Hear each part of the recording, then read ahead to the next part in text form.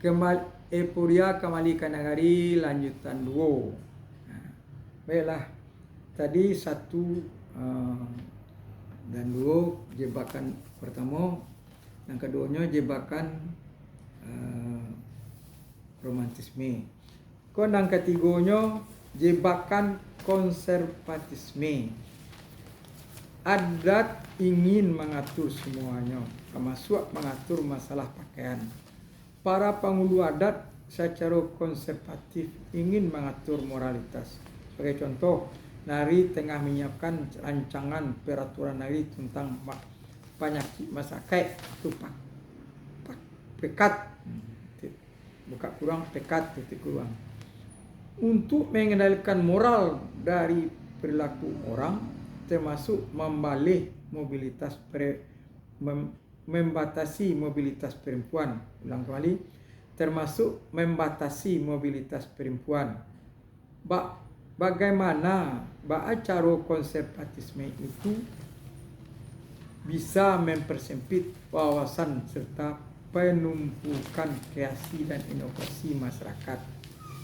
Para anak nagari lebih banyak diajak untuk berpikir pada hal-hal yang normatif ketimbang memikirkan pengembangan nagari. Mungkin jebakan-jebakan itu adalah hambatan utama bagi kemajuan nagari. Tetapi dari perspektif identitas, apakah jebakan itu bisa jadi menjadi benteng kekuatan bagi orang Minangkabau untuk mempertahankan diri ketika berhadapan dengan kekuatan luar? Orang Minangkabau selalu menghadapi benturan dan perdebatan antara modernitas dan tradisi, antara lokalitas dan globalisasi, antara eksklusivitas dan inklusivitas, antara universitas dan partikularitas dan sebagainya.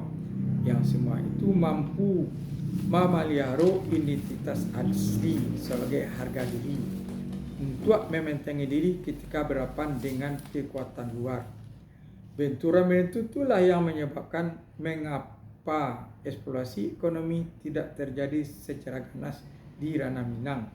Berbeda dengan di daerah lain di Sumatera, contoh misal Riau, Kalimantan, Papua, Aceh, dan lain-lain. Pembaruan di nagari. Berbagai dilema dan benturan terjadi di nagari memang harus diperdebatkan terus. Ruang publik harus dibuka terus untuk menyematani perbedaan pendapat dan generasi. Jebakan-jebakan muncul harus dibongkar dengan isu pembaharuan nagari, tanpa harus menghancurkan identitas lokal untuk mempertahankan diri. Ada 19 tantangan pembaharuan nagari yang harus dipikirkan oleh pemerintah daerah, komponen nagari maupun pihak luar. Pertama, desentralisasi kewenangan pembangunan dan keuangan dari kabupaten ke level nagari.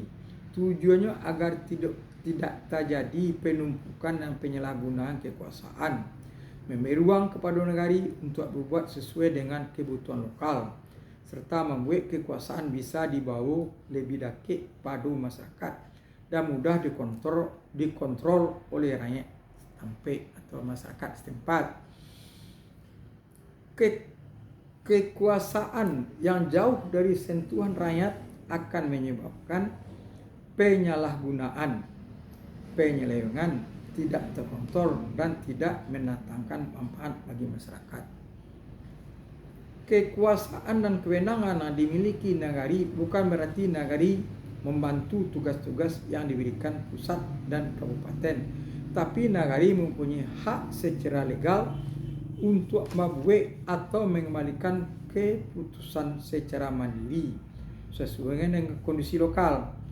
Tetapi pembagian kewenangan bukanlah tujuan akhir dari desentralisasi, tetapi sebagai alat untuk menakutkan kekuasaan kepada rakyat. menumbuhkan ruang untuk mengambil perkara lokal, untuk mengambil prakasa lokal, mengambil kebijakan yang relevan dengan kebutuhan lokal, menempatkan kewenangan atas pengolahan barang-barang publik untuk kepentingan masyarakat setempat. Kedua, membuat penyelenggara pemerintahan negeri lebih akuntabel, transparan, dan responsif kepada masyarakat. Wali negari adalah kunci kepemimpinan lokal.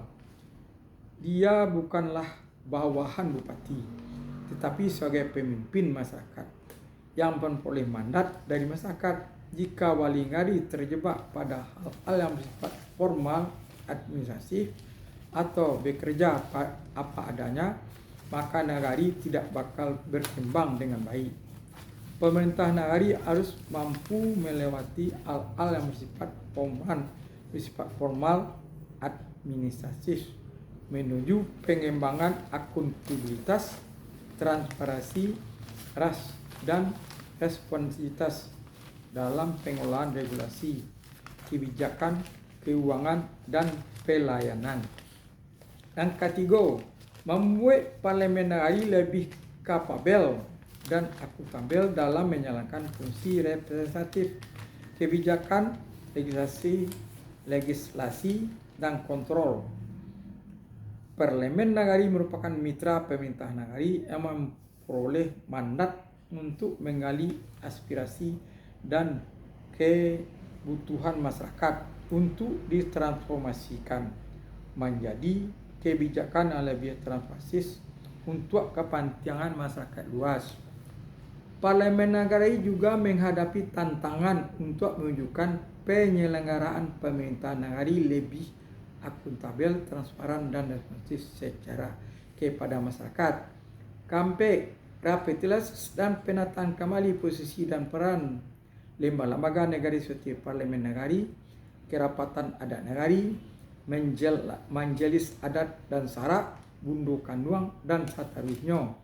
Dari sisi administratif, peran-peran mereka harus diperjelas supaya tidak terjadi tumpang tindih, seraya menegaskan pemisahan fungsi-fungsi eksekutif, legislatif, dan yudikatif.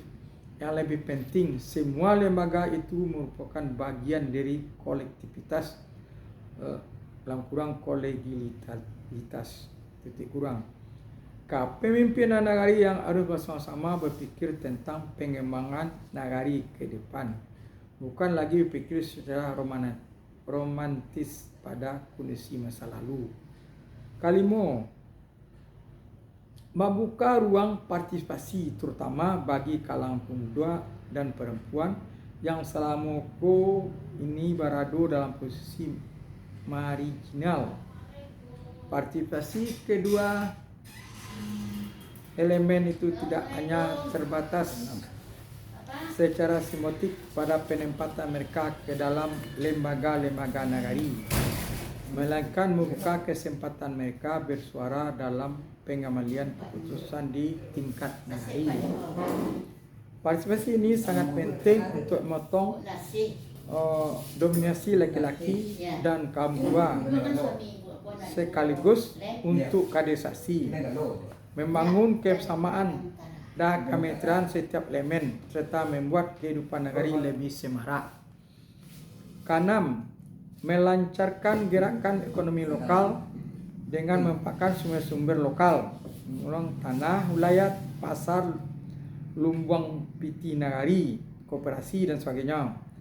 Dana perimbangan dan kontribusi para perantau. Gerakan ekonomi dimaksudkan untuk mengatasi pengangguran, mengurangi kemiskinan, meningkatkan kesejahteraan masyarakat, menciptakan kemandirian negari, mengembalikan investasi manusia, dan seterusnya. Pemerintah daerah, kolektivitas kepemimpinan negari, serta berbagai elemen masyarakat tentu berupaya bekerja rumah berpikir dan membuat secara konkret dan melancarkan gerakan ekonomi.